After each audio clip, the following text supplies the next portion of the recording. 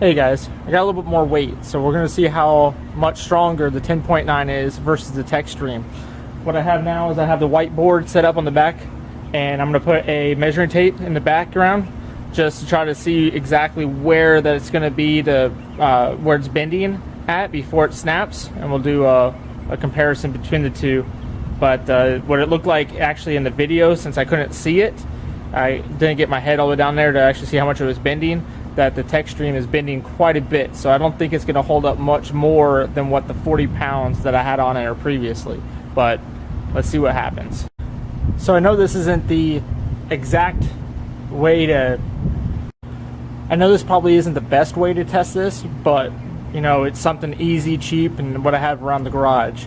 So what I have total is I have the 10-pound weight, another 4 5-pound weights, and then I have a 20-pound, a 10, a 20, and 10. I don't know why I put it that way, but we're gonna see and test it until it breaks. What I'll probably do is I'll set up the 10 pounds, and then I'll shove on the other 2 10-pound barbell or the dumbbells, because we already know that those will hold up on that. And then I'll start working with maybe the 10-pound or maybe the 5-pound. I'll go probably through the 5 pounds first because I know the Textreme is probably close to breaking, but we'll see where it goes, and let's get some breakage done. First 10-pounder.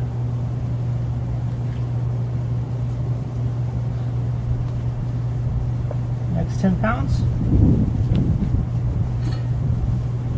10-pound dumbbell, which probably gonna have to be in the middle for right now. So get the other one.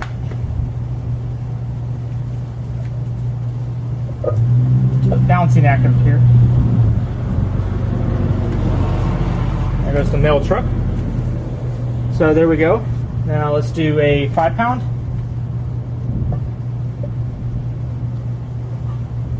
Another 5-pound. Another 5-pound.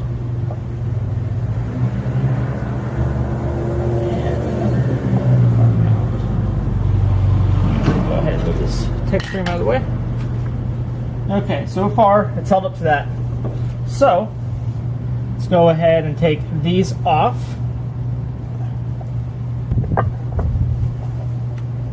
Throw this weight on.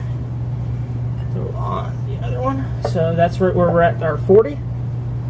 Then let's throw on a 20. And then it's going to be kind of weird. I should move the camera back a little bit further.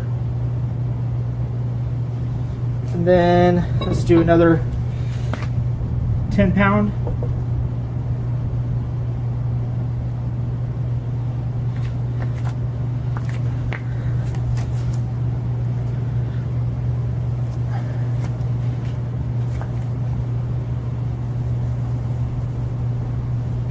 Okay, so I took the 2 10-pounds off. I'm about to put the 20-pound on it. So right now we're sitting at 80 pounds, and here is 100. Okay, so the balancing act really isn't holding up, but right now I have 100 pounds sitting on there. It's probably not the most scientific way of doing this weight scale, but as you see,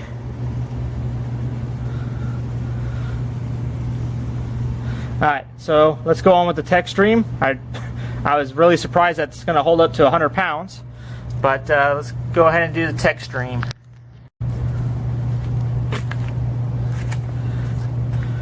Okay, so now this is the Textreme.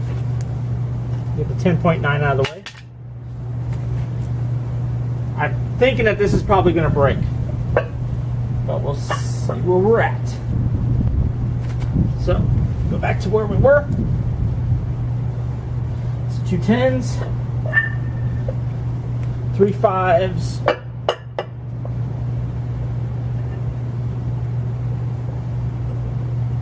another 5. Okay, let's try 110, another 10, So far that's held up. So next, go ahead and throw on a 20 instead. So now we're sitting at 60 pounds. 70 pounds. There we go, 70 pounds.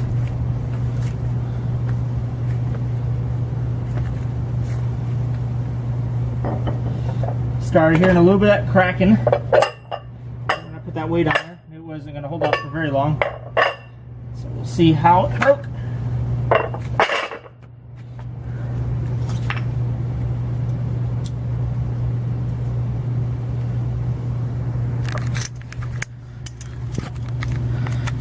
Okay, as you see on this side, once the camera focuses in, there we go. So that part didn't break there, and I also bent right here, so that didn't break at all. There's no cracks, nothing in there. And this side, right where you could see those two areas, that's right where the oak was laying at, and there's no cracks there. So really it didn't crack. What basically gave up was the foam inside crushed. So that was the crush strength between the two. So the carbon fiber really held up, but the foam did not. So it might change with a different type of coring technique, something like either core mat would probably be pretty strong, or working with Sork. But I'm going to start ordering some Nomex honeycomb and start making parts with Nomex honeycomb, like the trunk, and just with that, the 2 layers of Textreme, and then do a Nomex honeycomb in the center. I don't know what thickness, either it's going to be the 4.8 and a 9 point something or something like that millimeter thick. So I'll order some of that, and I'll see how light this trunk can really get.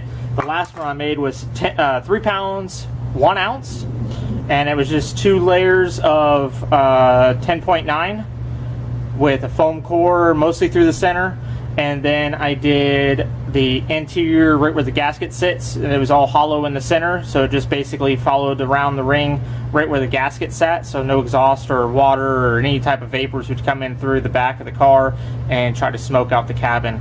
And really that only added, I think it was like 7 or 8 ounce for just the ring glued in place. The actual trunk lid with the foam core and the 2 10 ounce was sitting, I think it was 2 pounds 13 ounces. But let's see where I'll make a trunk here shortly. But as always, subscribe and like. It helps out the channel. And thank you very much. Have a good day.